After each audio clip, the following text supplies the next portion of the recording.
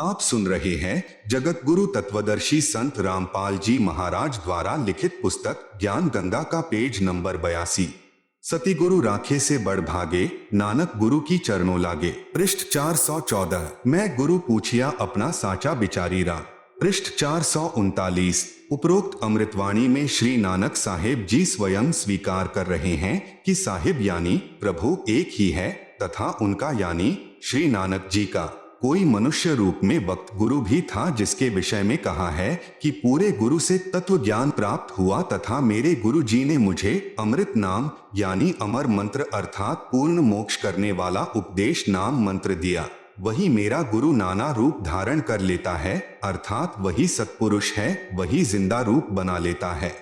वही धानक रूप में भी काशी नगर में विराजमान होकर आम व्यक्ति अर्थात भक्त की भूमिका कर रहा है। शास्त्र विरुद्ध पूजा करके सारे जगत को जन्म मृत्यु व कर्मफल की आग में जलते देखकर जीवन व्यर्थ होने के डर से भागकर मैंने गुरु जी के चरणों में शरण ली। बलिहारी गुरु आपने दिहाड़ी सद्वार, जिन मानस ते देवते किए करत न लागी बार। आपी ने आप साजियो आपी ने रचियो नाव, दो ही कुदरती साजिए करी आसनो डिठो चाव। दाता करता आपी तू तुसी देव ही कर ही पसाओ, तू जानोई सबसे दे लैस ही जिन कवाओ करी आसनो डिठो चाओ। पृष्ठ 463। भावार्थ है कि पूर्ण परमात्मा जिंदा का रूप बनाकर बेई नदी पर आए अर्थात जिंदा कहलाए तथा स्वयं ही दो दुनिया ऊपर यानी सतलोक आदि तथा नीचे यानी ब्रह्म व परब्रह्म के लोक को रचकर ऊपर सत्यलोक में आकार में आसन पर बैठकर चाव के साथ अपने द्वारा रची दुनिया को देख रहे हो तथा आप ही स्वयंभू अर्थात माता के गर्भ से जन्म नहीं लेते, स्वयं प्रकट होते हो। यही प्रमाण पवित्र यजुर्वेद अध्याय 40 मंडल 8 में है कि कबीर मनीषी स्वयंभू परिभू व्यवधाता। भावार्थ है कि कबीर परमात्मा सर्वज्ञ है। मनीषी का अर्थ सर्वज्ञ होता है तथा अपने आप प्रकट होता है। वह परिभू यानी सनातन अर्थात सर्वप्रथम वाला प्रभु है। वह सर्व ब्रह्मांडों का व्यवधाता यानी भिन्न भिन्न अर्थात सर्व लोकों का रचनहार है। एहू जीव बहुते जन्म भरमिया ता सतिगुरु शब्द सुनाइया। पृष्ठ 465। भावार्थ है कि श्री नानक साहेब जी कह रहे हैं कि मेरा यह जीव बहुत समय से जन्म तथा मृत्यु के चक्र में भ्रमता रहा, अब पूर्ण सतगुरु ने वास्तविक नाम प्रदान किया। श्री नानक जी के पूर्व जन्म सतयुग में राजा अम्बरीश, त्रेतायुग में राजा जनक हुए थे और फिर नानक जी हुए तथा अन्य योनियों के जन्मों की तो गिनती ही नहीं है। प्रभु कबीर जी ने स्वामी रामानंद जी को तत्व ज्ञान समझाया। पंडित स्वामी रामानंद जी एक विद्वान पुरुष थे। वेदों व गीता जी के मर्मज्ञ ज्ञाता माने जाते थे। आप सुन रहे हैं जगत गुरु तत्वदर्शी संत रामपाल जी महाराज द्वारा लिखित पुस्तक ज्ञान गंगा का पेज नंबर 83। 5 वर्ष की आयु में रामानंद जी को गुरु धारण करना।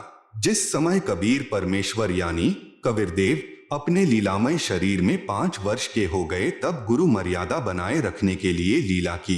2.5 वर्ष की आयु के बच्चे का रूप धारण करके सुबह सुबह अंधेरे में पंचगंगा घाट की पौड़ियों के ऊपर लेट गए, जहां पर स्वामी रामानंद जी प्रतिदिन स्नानार्थ जाया करते थे। श्री रामानंद जी चारों वेदों के ज्ञाता और पवित्र गीता जी के विद्वान माने जाते थे। स्वामी रामानंद जी की आयु 104 वर्ष की हो चुकी थी। काशी में जो पाखंड पूजा दूसरे पंडितों ने चला रखी थी वह बंद करवा दी थी। रामानंद जी शास्त्र अनुकूल साधना बताया करते थे और पूरी काशी में अपने 52 दरबार लगाया करते थे। रामानंद जी पवित्र गीता जी व पवित्र वेदों के आधार पर विधिवत साधना बताते थे। ओम नाम का जाप उपदेश देते थे। उस दिन भी जब स्नान करने के लिए पंचगंगा घाट पर गए तो पौड़ियों पर कबीर साहेब लेटे हुए थे।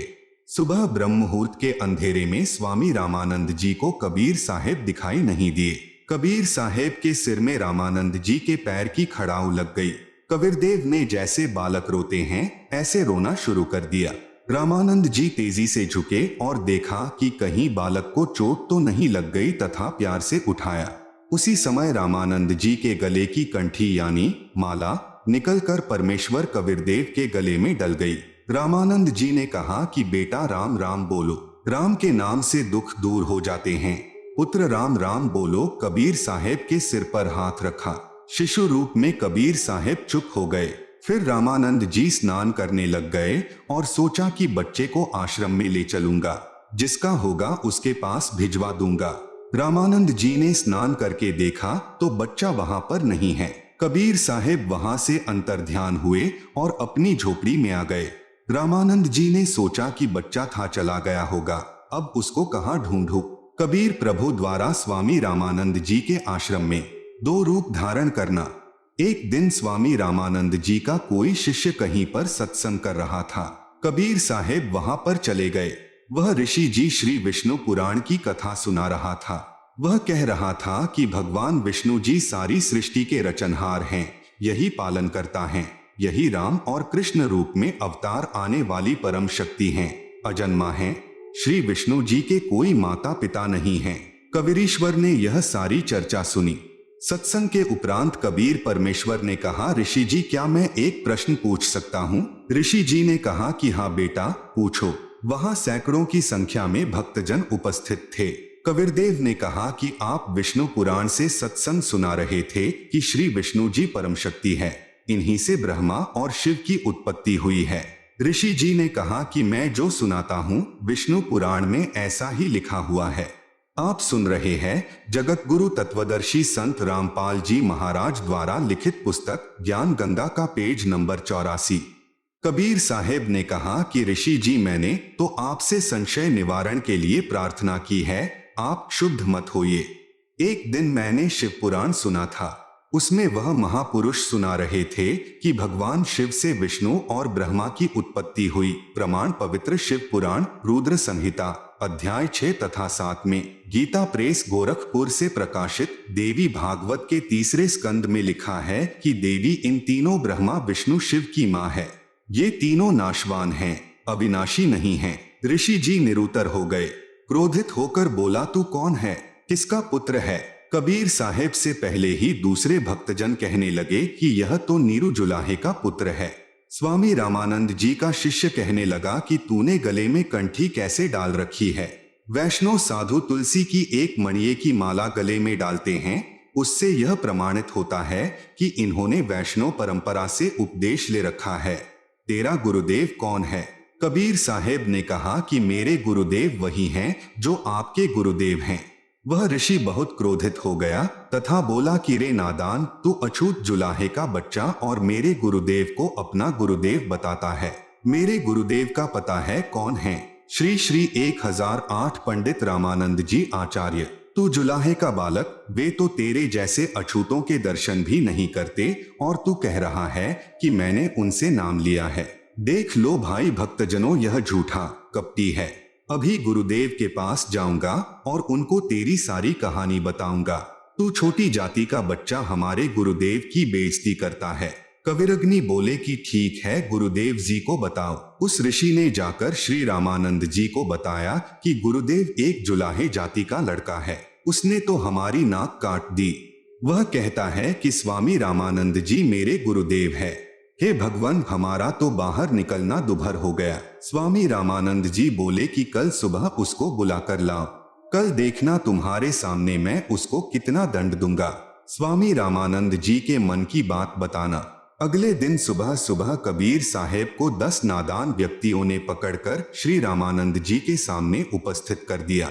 रामानंद जी ने यह दिखाने के लिए कि मैं कभी छोटी जाति वालों के दर्शन भी नहीं करता, यह झूठ बोल रहा था कि इसने मेरे से दीक्षा ली है, आगे पर्दा लगा लिया। रामानंद जी ने पर्दे के पीछे से पूछा कि तू कौन है और तेरी क्या जाति है?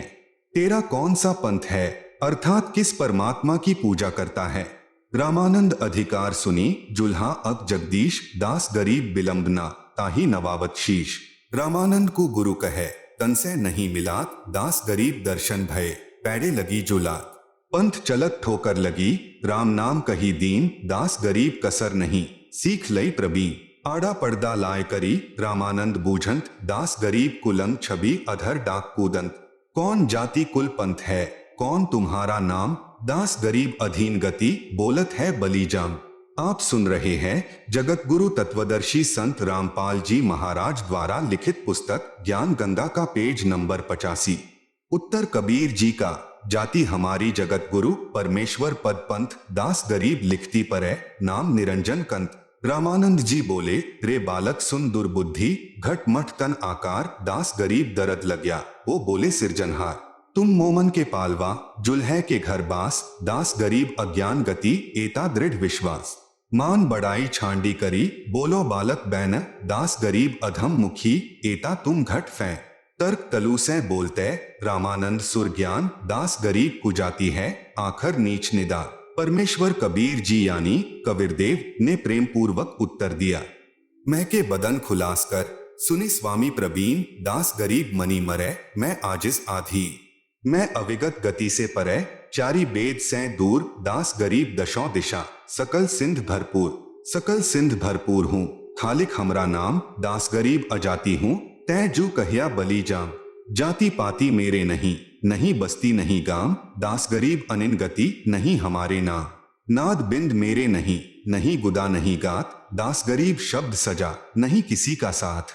सब संगी बिछरू नहीं आदि अंत बहुजाही दास गरीब सकल वंसु बाहर भीतर माही। इस स्वामी सृष्टा में सृष्टि हमारे तीर दास गरीब अधर बसु अविगत सत्य कबीर। पौहमी धरणी आकाश में मैं व्यापक सब ठौर दास गरीब न दूसरा हम समतुल नहीं और हम दासन के दास हैं कर्ता पुरुष करीम दास गरीब अवधूत हम ब्रह्मचारी सी। सुनी रामानंद राम हम मैं बावन नरसिंह दास गरीब कली कली हम ही से कृष्ण अभंग। हम ही से इंद्र कुबेर हैं ब्रह्मा विष्णु महेश दास गरीब धर्म ध्वजा धरणी रसातल शेष। सुनि स्वामी सती भाखू झूठ न हम रेंच दास गरीब हम रूप बिन और सकल प्रपंच। गोता लाऊं स्वर्ग से फिरी पैठू पाताल गरीब दास ढूंढत फिरूं हीरे माणिक लाल। इस दरिया कंकर बहुत लाल कहीं कहीं ठाब गरीब दास माणिक चुगे हम मुरजीवा माणिक चुगे कंकर पत्थर डारी दास गरीब डोरी अगम उतरो शब्द आधार। यदि मेरी जाति पूछ रहे हो तो मैं जगत गुरु हूँ। वेदों में लिखा है कि जगत गुरु सारी सृष्टि को ज्ञान प्रदान करने वाले कबीर प्रभु हैं। मेरा पंथ क्या है यानी किस परमेश्वर का मैं मार्गदर्शन करता हूँ। इसके उत्तर में कबीर जी ने कहा मेरा परमेश्वर पंथ है। ईश्वर परमेश्वर यानी ब्रह्म परब्रह्म पूर्ण ब्रह्म तथा अक्षर पुरुष परम अक्षर पुरुष। मैं उस सर्वोच्च शक्ति यानी सुप्रीम पावर परमेश्वर का मार्गदर्शन करने आया हूँ जो अनंत कोटि ब्रह्मांड के रचयिता और धारण पोषण करने वाले हैं। वेदों में जिसको कबीरदेव कबीरअग्नि आदि नामों से संबोधित किया है। ईश व अक्षर पुरुष तो ब्रह्म को कहा जाता है जो केवल 21 ब्रह्मांड का स्वामी है। पर ब्रह्म व अक्षर पुरुष को ईश्वर कहा जाता है जो 7 शंख ब्रह्मांडों का स्वामी है तथा परम अक्षर पुरुष को पूर्ण ब्रह्म व परमेश्वर कहा जाता है जो असंख्य ब्रह्मांडों का स्वामी है अर्थात कुल का मालिक है। और इसलिए कबीर जी ने स्वामी रामानंद जी से कहा कि मेरा पंथ परमेश्वर की प्राप्ति वाला है। आप सुन रहे हैं जगत गुरु तत्वदर्शी संत रामपाल जी महाराज द्वारा लिखित पुस्तक ज्ञान गंगा का पेज नंबर 86। गीता अध्याय 15 श्लोक नंबर 17 में लिखा है कि वास्तव में अविनाशी परमेश्वर तो कोई और ही है और वही तीनों लोकों में प्रवेश करके सबका धारण पोषण करता है और वही अविनाशी परमात्मा परमेश्वर इस नाम से जाना जाता है। वह परमेश्वर मैं ही हूँ। इस बात को सुनकर स्वामी रामानंद जी बहुत क्षुब्ध हो गए तथा कहा कि रे निकम्मे तू छोटी जाति का और छोटा मुंह बड़ी बात। तू अपने आप भगवान बन बैठा। बुरी गालियां भी दी। कबीर साहेब बोले हे गुरुदेव आप मेरे गुरुजी हैं। आप मुझे गाली दे रहे हो तो भी मुझे आनंद आ रहा है। लेकिन मैं जो आपको कह रहा हूँ मैं ज्यों का त्यों पूर्ण ब्रह्म ही हूँ। इसमें कोई संशय नहीं है। इस बात को सुनकर रामानंद जी ने कहा कि ठहर जा तेरी तो लंबी कहानी बनेगी तू ऐसे नहीं मानेगा। मैं पहले अपनी पूजा कर लेता हूँ। रामानंद जी ने कहा कि इसको बैठाओ मैं पहले अपनी कुछ क्रिया रहती है वह कर लेता हूँ बाद में इससे निपटूंगा। स्वामी रामानंद जी क्या क्रिया करते थे। भगवान विष्णु जी की एक काल्पनिक मूर्ति बनाते थे। सामने मूर्ति दिखाई देने लग जाती थी। जैसे कर्मकांड करते हैं भगवान की मूर्ति के पहले वाले सारे कपड़े उतारकर उनको जल से स्नान करवाकर फिर स्वच्छ कपड़े भगवान ठाकुर को पहनाकर गले में माला डालकर तिलक लगाकर मुकुट रख देते हैं। रामानंद जी कल्पना कर रहे थे।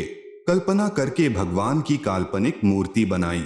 श्रद्धा से जैसे नंगे पैरों जाकर आप ही गंगा जल लाए हों, ऐसी अपनी भावना बनाकर ठाकुर जी की मूर्ति के कपड़े उतारे, फिर स्नान करवाया तथा नए वस्त्र पहना दिए।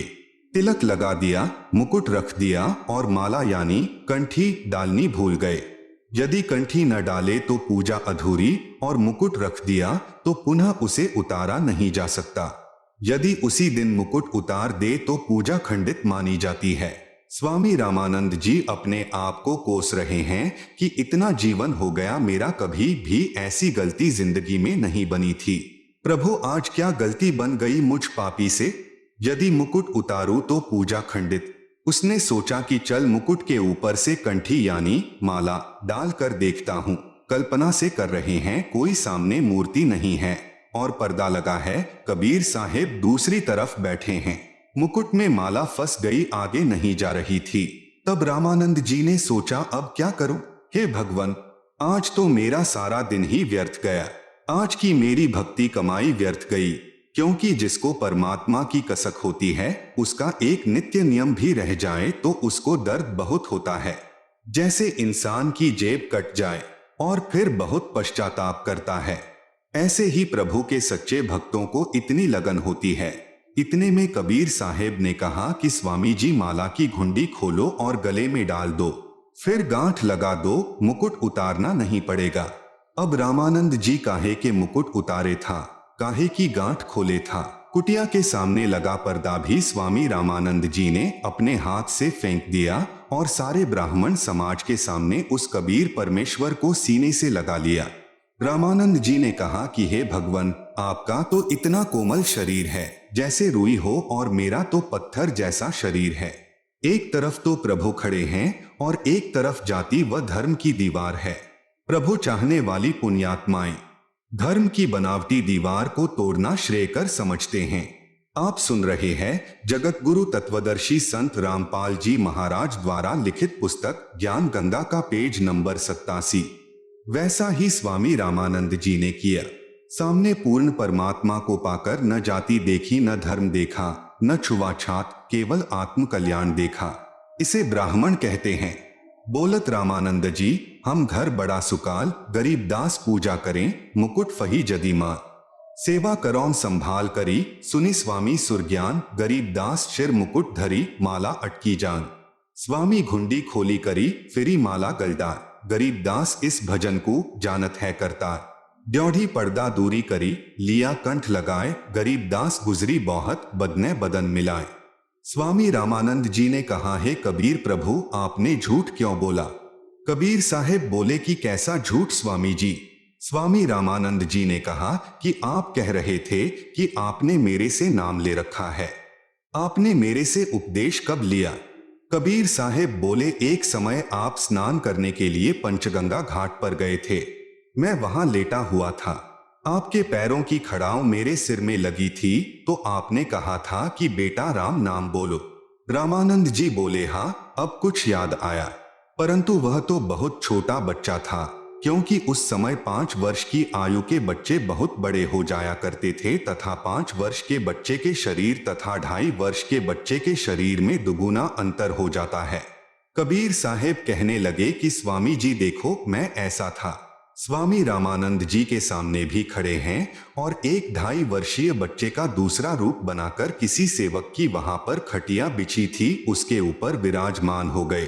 अब रामानंद जी ने 6 बार तो उधर देखा और 6 बार उधर देखा, फिर आंखें मलमल कर देखा कि कहीं तेरी आंखें धोखा तो नहीं खा रही हैं। इस प्रकार देख ही रहे थे कि इतने में कबीर साहेब का छोटे वाला रूप उठा और कबीर साहेब के बड़े 5 वर्ष वाले स्वरूप में समा गया। 5 वर्ष वाले स्वरूप में कबीर साहेब रह गए। मन की पूजा तुम लखी, मुकुट माल परवेश, गरीब दास गति को लखै, कौन वरण क्या भेष। यह तो तुम शिक्षा दई, मानी लई मन मोर, गरीब दास कोमल पुरुष, हमरा बदन कठोर। तब रामानंद जी बोले कि मेरा संशय मिट गया। हे परमेश्वर, आपको कैसे पहचान सकते हैं? आप किस जाति में तथा वेशभूषा में खड़े हो? हम नादान प्राणी आपके साथ वाद विवाद करके दोषी हो गए, क्षमा करना पूर्ण परमेश्वर कबीरदेव, मैं आपका अनजान बच्चा हूँ। स्वामी रामानंद जी को सत्यलोक दर्शन। सुनी बच्चा मैं स्वर्ग की कैसे छाड़ो रीति, गरीबदास गुदरी लगी, जन्म जात है बीत। चारी मुक्ति बैकुंठ में, जिनकी मोरे चाह, गरीबदास घर अगम की कैसे पाऊं था। हेम रूप जहां धरणी है, रतन जड़े बौ शोग, गरीबदास बैकुंठ को तन मन हमरा लोग। शंख चक्र गदा पदम है, मोहन मदन मुरारी, गरीबदास मुरली बजय, सुरगलोक दरबारी। दूधों की नदियां बगै, सेत वृक्ष सुभान, गरीबदास मंडल मुक्ति, सुरगापुर अस्थान। रतन जड़ाऊ मनुष्य हैं, गण गंधर्व सब देव, गरीबदास उस धाम की कैसे छाड़ू से। आप सुन रहे हैं जगत गुरु तत्वदर्शी संत रामपाल जी महाराज द्वारा लिखित पुस्तक ज्ञान गंगा का पेज नंबर 88। ऋग युज साम अथर्वणम, गावें चारों वेद, गरीबदास घर अगम की कैसे जानो भेद। चारी मुक्ति चितवन लगी, कैसे बंचुता ही, गरीबदास गुप्तारगति, हमको द्यो समझाए। सुरग लोक बैकुंठ है, यासे परै न और, गरीबदास छठ शास्त्र, चारी वेद की दौर। चारी वेद गावे तिसें, सुर नर मुनि मिलाप, गरीबदास ध्रुव और जिस, मिटी गए तीनों ताप। प्रहलाद गए तिस लोक को, सुरगापुरी समूल, गरीबदास हरि भक्ति की, मैं बंचत हूँ धूल। बिंद्रावन गए तिस लोक को, सुरगापुरी समूल, गरीबदास उस मुक्ति को कैसे जाऊं भूल। नारद ब्रह्मा तिस रटै, गावे शेष गणेश, गरीबदास बैकुंठ से और परै को देश। सहंस 88 जिस जपै और 3300 सेव, गरीबदास जासै परै और कौन है देव। सुनि स्वामी निज मूल गति, कही समझाऊं तो ही, गरीबदास भगवान को राख्या जगत समोही। तीनी लोक के जीव सब, विषय वास भरमाए, गरीबदास हमको जपै, तिसको धाम दिखाए। जो देखेगा धाम को, सो जानत है मुझ, गरीबदास तो से कहूं, सुनी गायत्री कुछ। कृष्ण विष्णु भगवान को जहडाए हैं जीव, गरीबदास त्रिलोक में काल कर्म शिर शीव। सुनि स्वामी तो से कहूं, अगम दीप की सैल, गरीबदास कूठे परे, पुस्तक लादे बै। पौहमी धरणी आकाश थंभ, चलसी चंदर सूर, गरीबदास रज बिरज की, कहाँ रहेगी धूर। तारायण त्रिलोक सब, चलसी इंद्र कुबेर, गरीबदास सब जात हैं, सुरग पाताल सुमेर। चारी मुक्ति बैकुंठ बट, फना हुआ कई बार, गरीबदास अलप रूप मग, क्या जाने संसार। कहो स्वामी कित रहोगे, 14 भुवन बिहंड, गरीबदास बीजक कहिया, चलत प्राण और पिंड। सुन स्वामी एक शक्ति है, अर्धंगी ओमकार, गरीबदास बीजक तहा, अनंत लोक सिंघार।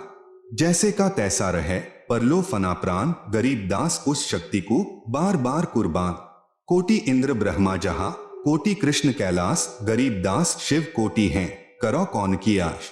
कोटि विष्णु जहां बसत हैं, उस शक्ति के धाम, गरीबदास गुल बहुत हैं, अलफ बस्त निहका।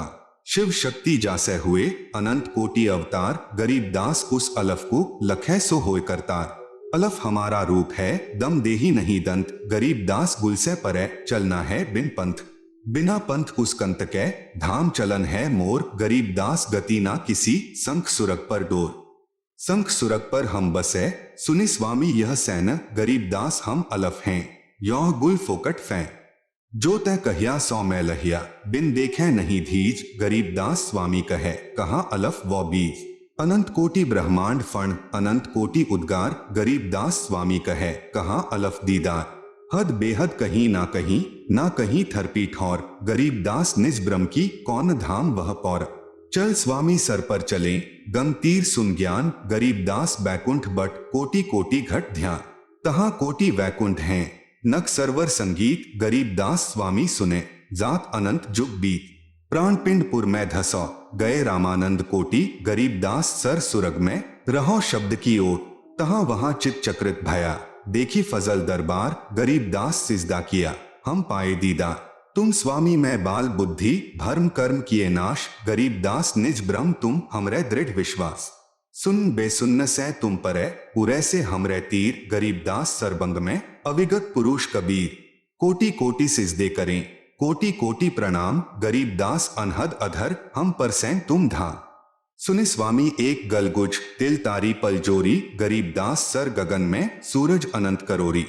आप सुन रहे हैं जगत गुरु तत्वदर्शी संत रामपाल जी महाराज द्वारा लिखित पुस्तक ज्ञान गंगा का पेज नंबर 89।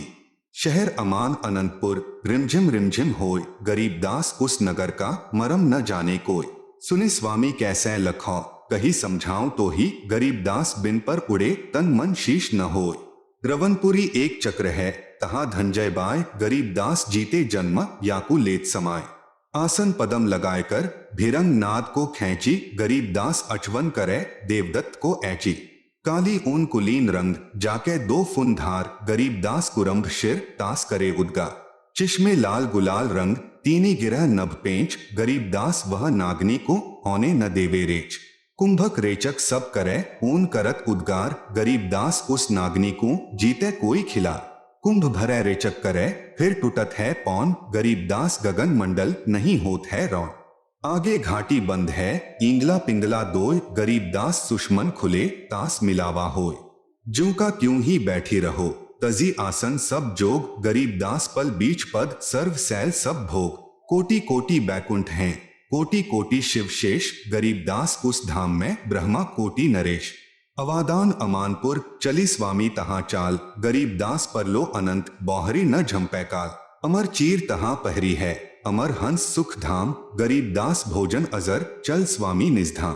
बोलत रामानंद जी सुन कबीर करतार, गरीबदास सब रूप में तुम ही बोलनहार।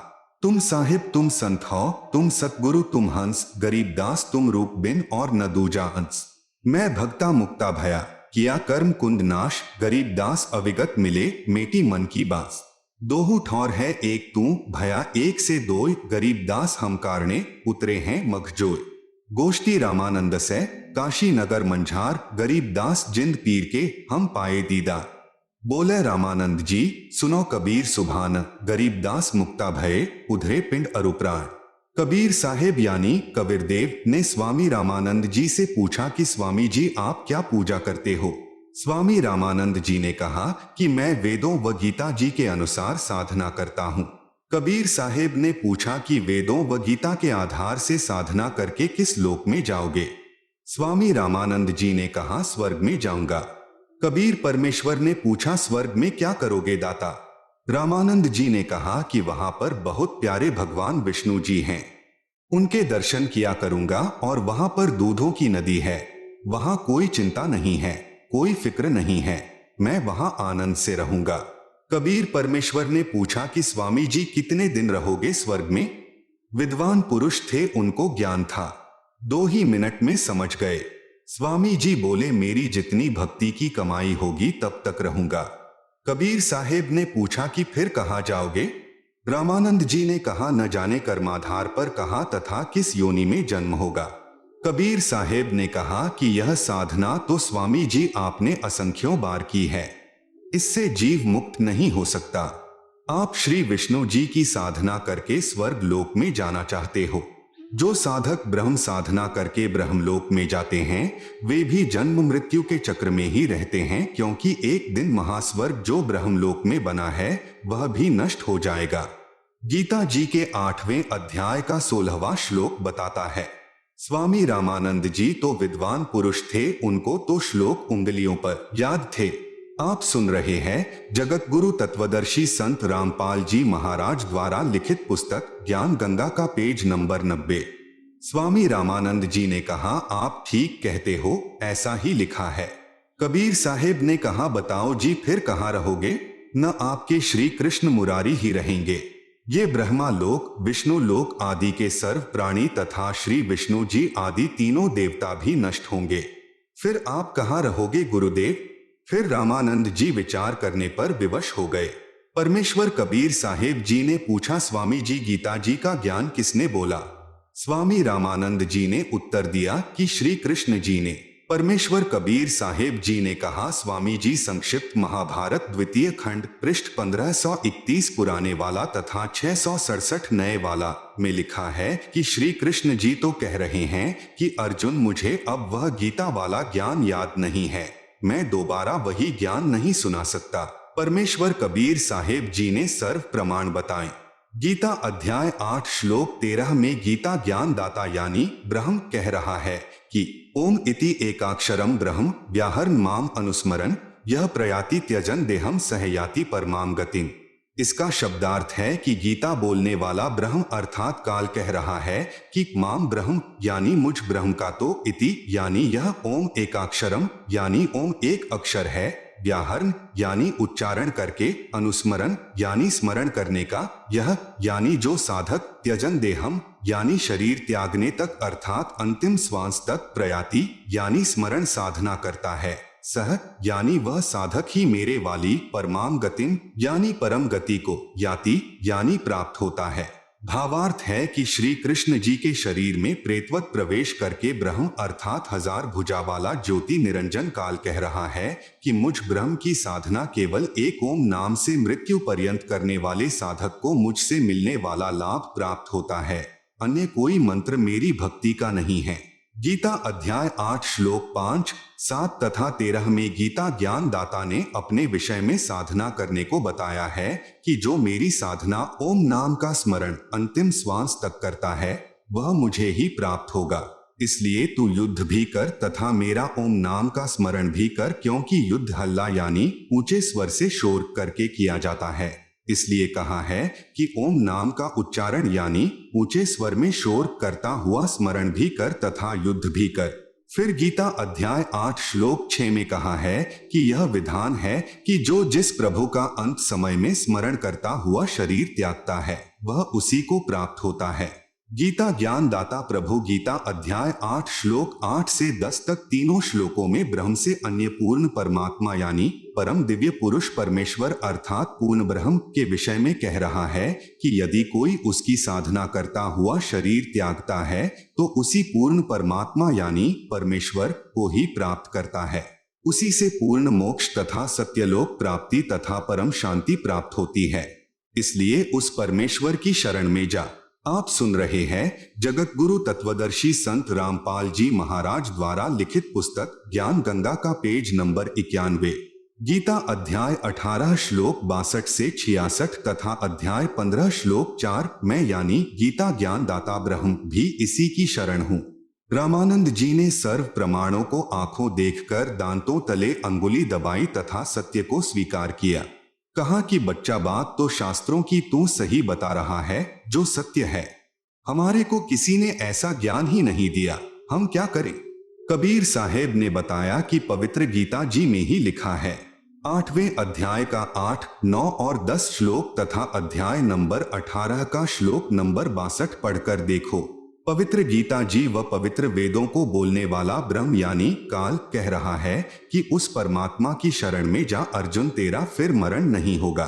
उसके लिए अध्याय नंबर 4 का श्लोक नंबर 34 उन संतों को खोजो जो उस परमात्मा के परम तत्व को जानने वाले हों, उनको दंडवत प्रणाम करो, विनम्र व निष्कपट भाव से उनका सत्कार करो। जब वे तत्वदर्शी संत प्रसन्न हो जाएं, फिर उनसे दीक्षा यानी नाम मांगो, फिर तेरा पुनर्जन्म व मरण नहीं होगा। पवित्र गीता अध्याय 15 मंत्र 1 से 4 में कहा है कि यह उल्टा लटका हुआ संसार रूपी वृक्ष है। ऊपर को मूल तो आदि पुरुष अर्थात सनातन परमात्मा है, नीचे को तीनों गुण यानी रजगुण ब्रह्मा, सतगुण विष्णु, तमगुण शिव रूपी शाखाएं हैं। इस पूर्ण संसार रूपी वृक्ष अर्थात पूर्ण सृष्टि रचना को मैं यानी ब्रह्म काल नहीं जानता। यहाँ विचार काल में अर्थात गीता जी के ज्ञान में आपको मैं पूर्ण ज्ञान नहीं दे सकता।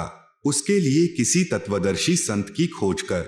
गीता अध्याय 4 मंत्र 34 फिर वह आपको सर्व सृष्टि की रचना का ज्ञान तथा सर्व प्रभुओं की स्थिति सही बताएगा। उसके पश्चात उस परमपद परमेश्वर की खोज करनी चाहिए जिसमें गए साधक का फिर जन्म मृत्यु नहीं होता अर्थात पूर्ण मोक्ष हो जाता है। जिस परमेश्वर ने संसार रूपी वृक्ष अर्थात सर्व ब्रह्मांडों की रचना की है, मैं यानी ब्रह्म काल भी उस परमेश्वर की शरण में हूँ। इसलिए उस परमेश्वर की पूजा करो। स्वामी रामानंद जी बोले कि लिखा तो ऐसा ही है बच्चा, बिल्कुल यूं ही है, लेकिन यह सतलोक न तो किसी से सुना है, जिस कारण अब मेरा मन विश्वास नहीं कर रहा है कि वह सत्य होगा। कबीर साहेब ने पूछा कि आप कैसे साधना करते हो? स्वामी रामानंद जी बोले कि मैंने सारे शरीर को साध रखा है। योग अभ्यास के साथ मैं अंदर कमलों में से गुजरकर त्रिकुटी यानी त्रिवेणी तक पहुंच जाता हूं। कबीर साहेब बोले कि आप एक बार त्रिवेणी तक पहुंचो। जब रामानंद जी समाधिस्थ हुए, क्योंकि उनका तो प्रतिदिन का अभ्यास था, त्रिवेणी पर जाकर 3 रास्ते हो जाते हैं। प्रत्येक ब्रह्मांड में बने ब्रह्मलोक में प्रवेश करते ही 3 रास्ते हो जाते हैं।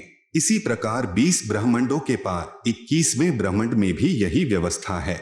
एक रास्ता सामने ब्रह्मलोक में बने 3 गुप्त स्थानों को जाता है, जहां पर ज्योति निरंजन 3 रूप बनाकर रहता है।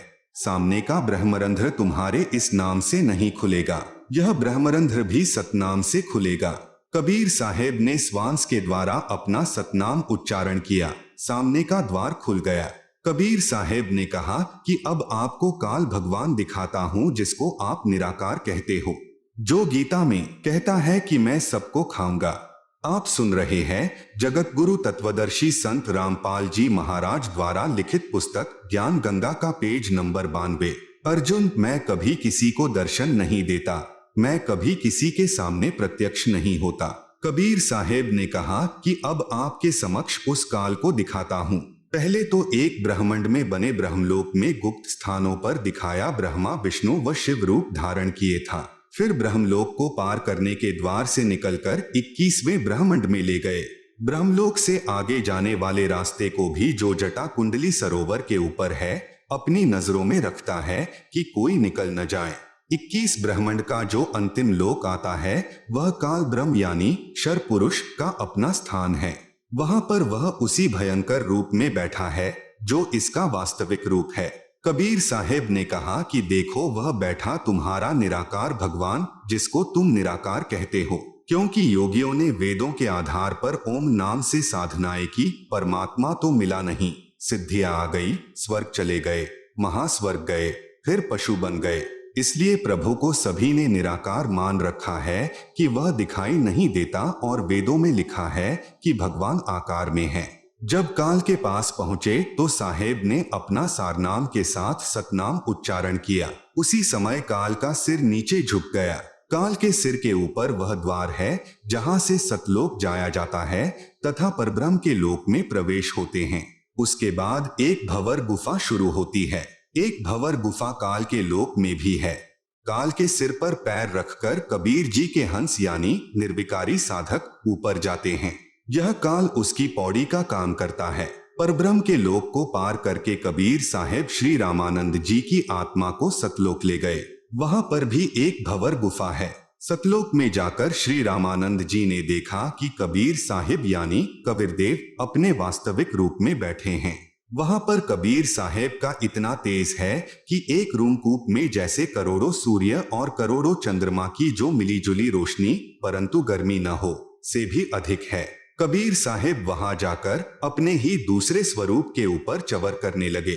श्री रामानंद जी ने सोचा कि भगवान तो यह है जो सिंहासन पर विराजमान है, और यह कबीर यहाँ का कोई सेवक यानी गण होगा, परंतु लोक सबसे न्यारा है, परमात्मा का बहुत तेज है, ऐसा सोच ही रहे थे। इतने में परमात्मा का तेजोमय रूप सिंहासन से उठा और 5 वर्षीय बच्चे के रूप में परमेश्वर कबीर जी तख्त पर विराजमान हो गए। परमेश्वर का जो वास्तविक तेजोमय रूप नजर आ रहा था, वह बालक रूप कबीर साहेब पर चवर करने लगा। उसके बाद कबीर साहेब का दूसरा तेजोमय रूप बालक वाले रूप कबीर साहेब में समा गया, और अकेले 5 वर्षीय बच्चे के रूप में कबीर परमेश्वर तख्त पर विराजमान थे। चवर स्वयं चल रहा था। इतने में रामानंद जी की आत्मा को वापस शरीर में भेज दिया। उनकी समाधि टूटी। सामने देखा कबीर साहेब 5 वर्ष के बच्चे के शरीर में बैठे हैं। तब स्वामी रामानंद जी ने कहा कि तहाँ वहां चित चक्रित भया, देखी फजल दरबार, गरीबदास सिजदा किया, हम पाए दीदार। आप सुन रहे हैं जगत गुरु तत्वदर्शी संत रामपाल जी महाराज द्वारा लिखित पुस्तक ज्ञान गंगा का पेज नंबर 93। तुम स्वामी मैं बाल बुद्धि भर्म कर्म किए नाश, गरीबदास निज ब्रह्म तुम हमरे दृढ़ विश्वास। सुन बेसुन्न से तुम परे उरै से हमरे तीर, गरीबदास सरबंग में अविगत पुरुष कबीर। कोटि कोटि सिजदे करें, कोटि कोटि प्रणाम, गरीबदास अनहद अधर हम पर से तुम धाम। बोलत रामानंद जी सुन कबीर करतार, गरीबदास सब रूप में तुम ही बोलनहार। तुम साहिब तुम संत हो, तुम सतगुरु तुम हंस, गरीबदास तुम रूप बिन और न दूजा अंश। मैं भक्ता मुक्ता भया, किया कर्म कुंद नाश गरीबदास अविगत मिले मेटी मन की बास। दोहु ठौर है एक तू भया एक से दोय गरीबदास हम कारण उतरे हैं मखजोय। बोलत रामानंद जी सुन कबीर करतार गरीबदास सब रूप में तू ही बोलनहार। रामानंद जी ने कहा कि हे परमेश्वर, हे कबीर परमात्मा, हे कबीर करतार यानी सर्व सृष्टि रचनहार, आप ही सर्वव्यापक पूर्ण परमेश्वर हो। दहु ठोर है एक तू भया एक से दो गरीबदास हम कारणे आए हो मगजो। हे परमेश्वर कबीर, आप दोनों जगह सत्यलोक में तथा मेरे समक्ष आप ही हो और एक से दो रूप बनाकर हम तुच्छ जीवों के लिए यहाँ पर आए हो। मैं भक्ता मुक्ता भया कर्म कुंद भय नाश गरीबदास अविगत मिले मिट गई मन की बास। रामानंद जी 104 वर्षीय महापुरुष और 5 वर्षीय बच्चे कबीर परमेश्वर को कह रहे हैं कि मैं आपका दास मुक्त हो गया और मेरे मन की भ्रमणा भटकना समाप्त हो गई। मुझे परमात्मा के वास्तविक स्वरूप का दर्शन हो गया। हे पूर्ण परमात्मा कबीर साहेब यानी कबीरदेव, चारों पवित्र वेद व पवित्र गीता जी आप ही का गुणगान कर रहे हैं। स्वयं कबीरदेव यानी कबीर परमेश्वर ने भी कहा है कि वेद हमारा भेद है, मैं ना बेदन के माही, जिस वेद से मैं मिलूं वेद जानते नहीं। भावार्थ है कि चारों पवित्र वेदों में ज्ञान पूर्ण परमात्मा का ही है, परंतु पूजा की विधि केवल ब्रह्म यानी ज्योति निरंजन तक की ही है। परमेश्वर कबीर यानी कबीरदेव की पूजा विधि के ज्ञान व तत्व ज्ञान के लिए पवित्र वेदों तथा पवित्र गीता जी में कहा है कि उसे तो कोई तत्वदर्शी संत ही बता सकता है जो स्वयं ही परमेश्वर होता है या कोई उसका भेजा हुआ वास्तविक प्रतिनिधि होता है। उससे उपदेश प्राप्त करके पूर्ण मोक्ष व परम शांति प्राप्त होती है। आप सुन रहे हैं जगत गुरु तत्वदर्शी संत रामपाल जी महाराज द्वारा लिखित पुस्तक ज्ञान गंगा का पेज नंबर 94। पवित्र शास्त्र भी कबीरदेव यानी कबीर परमेश्वर के साक्षी। इसी प्रकार कबीरदेव यानी कबीर परमेश्वर ने मुसलमानों को बुरा नहीं कहा है, न ही पवित्र कुरान शरीफ को गलत कहा है। केवल उन काजी व मुल्लाओं को लताड़ा है जो सर्व समाज को कुरान शरीफ के वास्तविक ज्ञान के विपरीत मनमानी साधना करवा रहे हैं। जैसे पवित्र वेदों के बोलने वाला ब्रह्म कह रहा है कि पूर्ण परमात्मा कबीरदेव के विषय में कोई जन्म लेकर अवतार रूप में आना मानते हैं, कोई कभी जन्म न लेने वाला निराकार कहते हैं। उसकी जानकारी तो धीराणाम यानी तत्वदृष्टा संत ही बताएंगे, मैं यानी ब्रह्म नहीं जानता। यजुर्वेद अध्याय 40 मंत्र 10। इसी का प्रमाण पवित्र गीता अध्याय 4 श्लोक 34 तथा अध्याय 15 श्लोक 1 से 4 में भी है। जब तक वह तत्वदर्शी संत नहीं मिलेगा तब तक जीव का कल्याण असंभव है। वह संत अब आ गया है, इन तत्वदर्शी संत रामपाल जी को पहचानो। पवित्र कुरान शरीफ में प्रमाण। इसी प्रकार पवित्र कुरान शरीफ के अध्याय सूरत फुरकानी संख्या 25 आयत 52 से 59 में कहा है कि वास्तव में इबादे कबीरा यानी पूजा के योग्य कबीर अल्लाह है। यह कबीर वही पूर्ण परमात्मा है जिसने 6 दिन में सृष्टि रची तथा 7वें दिन तख्त पर जा विराजा।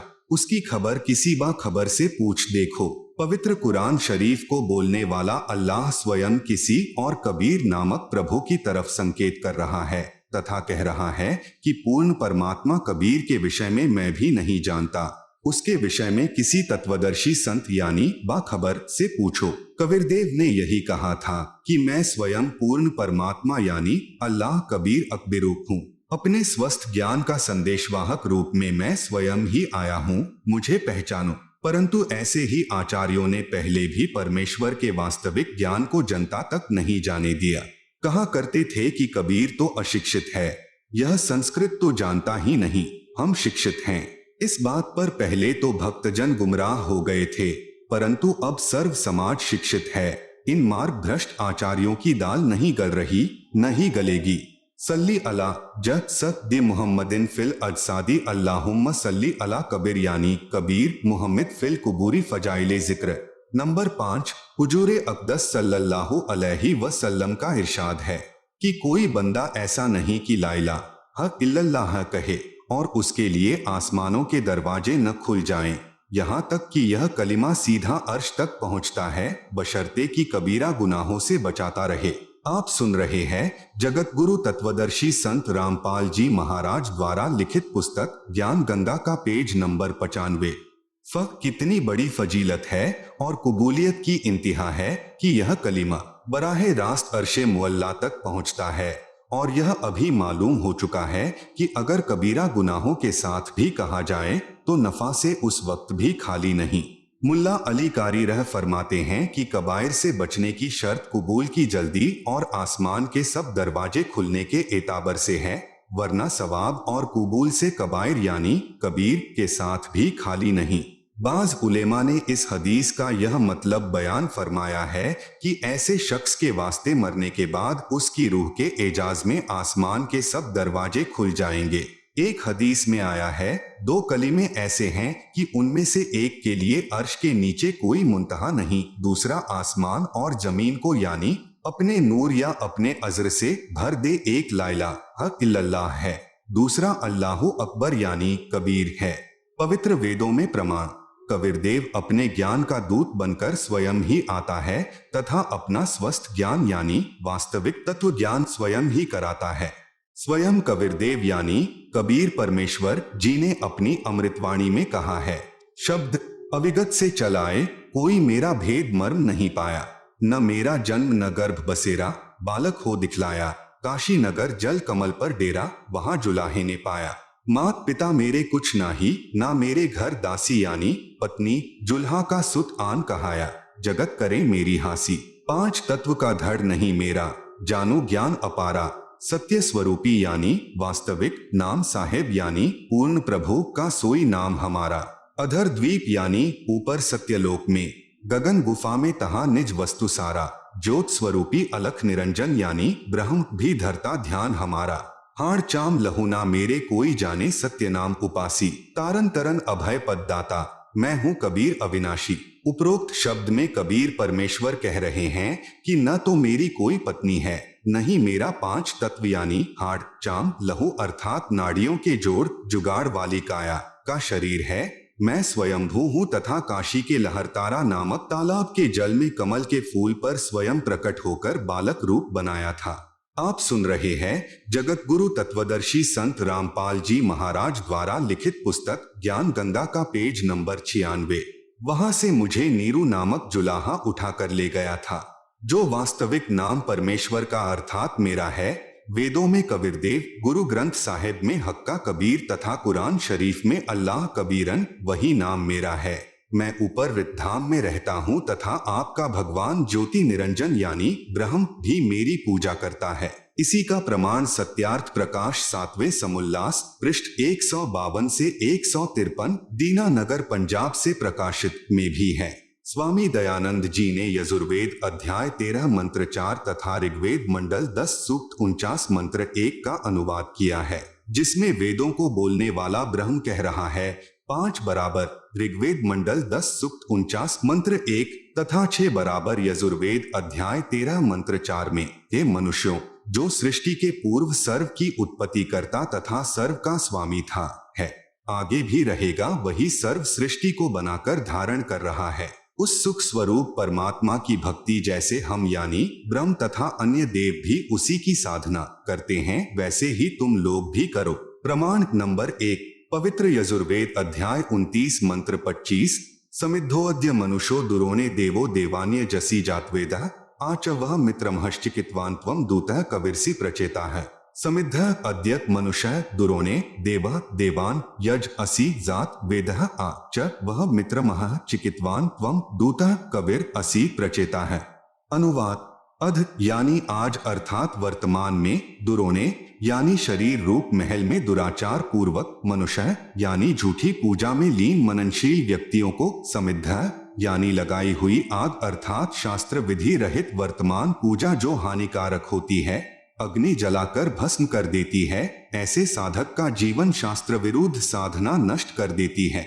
उसके स्थान पर देवान यानी देवताओं के, देवः यानी देवता, जातवेद यानी पूर्ण परमात्मा सत्पुरुष की वास्तविक, यज यानी पूजा, असी यानी है, आ यानी दयालु, मित्रमः यानी जीव का वास्तविक साथी पूर्ण परमात्मा के, चिकित्वान यानी स्वस्थ ज्ञान अर्थात यथार्थ भक्ति को, दूतः यानी संदेशवाहक रूप में, वह यानी लेकर आने वाला, च यानी तथा, प्रचेता यानी बोध कराने वाला, त्वम यानी आप, कबीरदेव अर्थात कबीर परमेश्वर यानी कबीर, असी यानी है। भावार्थ, जिस समय भक्त समाज को शास्त्र विधि त्याग कर मनमाना आचरण यानी पूजा कराया जा रहा होता है, उस समय कबीरदेव यानी कबीर परमेश्वर तत्व ज्ञान को प्रकट करता है। प्रमाण नंबर 2, पवित्र सामवेद संख्या 1400 में संख्या नंबर 359, सामवेद अध्याय नंबर 4 के खंड नंबर 25 का श्लोक नंबर 8, पुरम भिन्दुर्युवा कविर्मितौजा अजायत, इंद्रो विश्वस्य कर्मणो धर्ता वज्री पुरुषतुतः। पुराम भिन्दुः युवा कविर अमित औजा अजायत इंद्र विश्वस्य कर्मणः धर्ता वज्री पुरुषतुतः।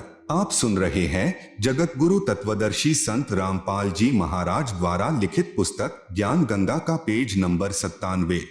शब्दार्थ, युवा यानी पूर्ण समर्थ, कबीर यानी कबीरदेव अर्थात कबीर परमेश्वर, अमितौजा यानी विशाल शक्ति युक्त अर्थात सर्वशक्तिमान है, अजायत यानी तेजपुंज का शरीर मायावयी बनाकर, धरता यानी प्रकट होकर अर्थात अवतार धार कर, वज्री यानी अपने सत्य शब्द व सत्य नाम रूपी शस्त्र से, पुराम यानी काल ब्रह्म के पाप रूपी बंधन रूपी कीले को, भिन्दुः यानी तोड़ने वाला, टुकड़े टुकड़े करने वाला, इंद्र यानी सर्व सुखदायक परमेश्वर, विश्वस्य यानी सर्व जगत के सर्व प्राणियों को, कर्मण है यानी मनसा वाचा कर्मणा अर्थात पूर्ण निष्ठा के साथ अनन्य मन से धार्मिक कर्मों द्वारा सत्य भक्ति से, पुरुषतुतः यानी स्तुति उपासना करने योग्य है। जैसे बच्चा तथा वृद्ध सर्व कार्य करने में समर्थ नहीं होते, जवान व्यक्ति सर्व कार्य करने की क्षमता रखता है, ऐसे ही परब्रह्म ब्रह्म व त्रिलोकीय ब्रह्मा विष्णु शिव तथा अन्य देवी देवताओं को बच्चे तथा वृद्ध समझो, इसलिए कबीर परमेश्वर को युवा की उपमा वेद में दी है। भावार्थ, जो कबीरदेव यानी कबीर परमेश्वर तत्व ज्ञान लेकर संसार में आता है, वह सर्वशक्तिमान है तथा काल यानी ब्रह्म के कर्म रूपी किले को तोड़ने वाला है, वह सर्व सुखदाता है तथा सर्व के पूजा करने योग्य है।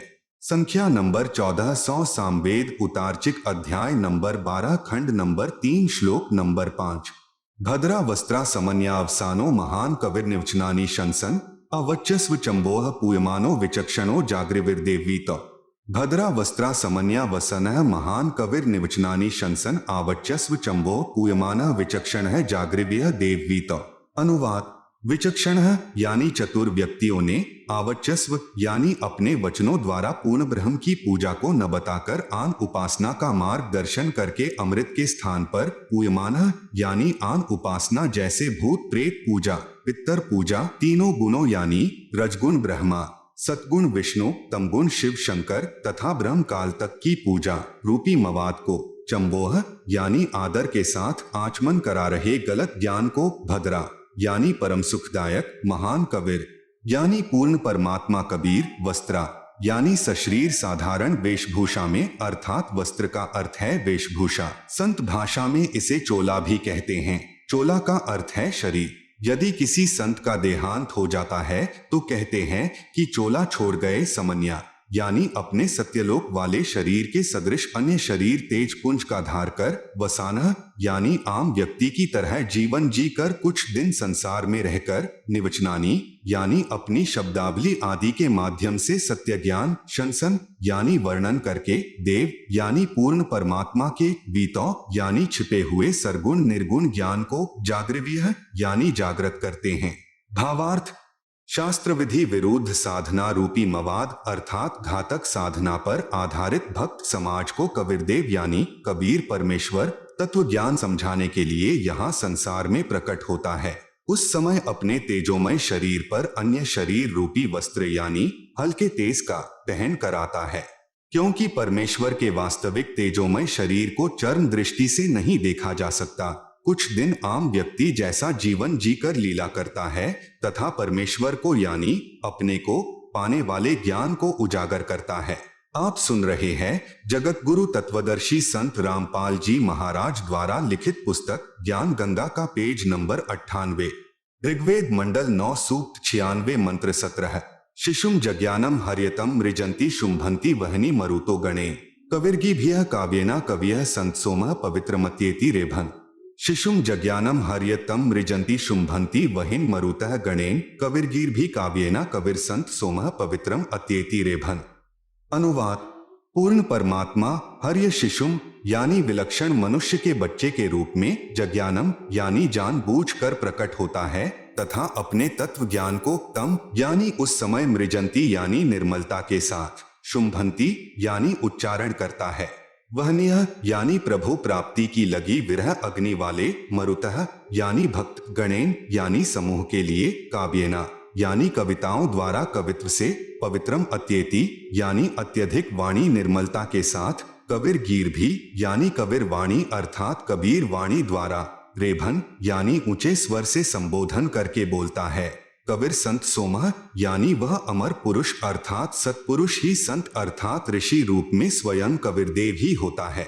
परंतु उस परमात्मा को न पहचानकर कवि कहने लग जाते हैं, परंतु वह पूर्ण परमात्मा ही होता है। उसका वास्तविक नाम कबीरदेव है। भावार्थ। ऋग्वेद मंडल नंबर 9 सूक्त नंबर 96 मंत्र 16 में कहा है कि आओ पूर्ण परमात्मा के वास्तविक नाम को जाने। इस मंत्र 17 में उस परमात्मा का नाम व परिपूर्ण परिचय दिया है। वेद बोलने वाला ब्रह्म कह रहा है कि पूर्ण परमात्मा विलक्षण मनुष्य के बच्चे के रूप में प्रकट होकर कबीरदेव अपने वास्तविक ज्ञान को अपनी कबीर वाणी के द्वारा निर्मल ज्ञान अपने हंसात्माओं अर्थात पुण्यात्मा अनुयायियों को कविताओं लोकोक्तियों के द्वारा संबोधन करके अर्थात उच्चारण करके वर्णन करता है। इस तत्व ज्ञान के अभाव से उस समय प्रकट परमात्मा को न पहचान कर केवल ऋषि व संत या कवि मान लेते हैं। वह परमात्मा स्वयं भी कहता है कि मैं पूर्ण ब्रह्म हूँ, परंतु लोग वेद के आधार से परमात्मा को निराकार माने हुए प्रजाजन नहीं पहचानते। जैसे गरीबदास जी महाराज ने काशी में प्रकट परमात्मा को पहचानकर उनकी महिमा कही तथा उस परमेश्वर द्वारा अपनी महिमा बताई थी, उसका यथावत वर्णन अपनी वाणी में किया। गरीब जाति हमारी जगत गुरु परमेश्वर है पंथ, दास गरीब लिख पड़े नाम निरंजन कंत। गरीब हम ही अलख अल्लाह है, कुतुब गोस और पीर, गरीब दास खालिक धनी हमरा नाम कबीर। गरीब ऐ स्वामी सृष्टा में, सृष्टि हमरे तीर, दास गरीब अधर बसु अविगत सत कबीर। इतना स्पष्ट करने पर भी उसे कवि या संत, भक्त या जुलाहा कहते हैं, परंतु वह पूर्ण परमात्मा ही होता है।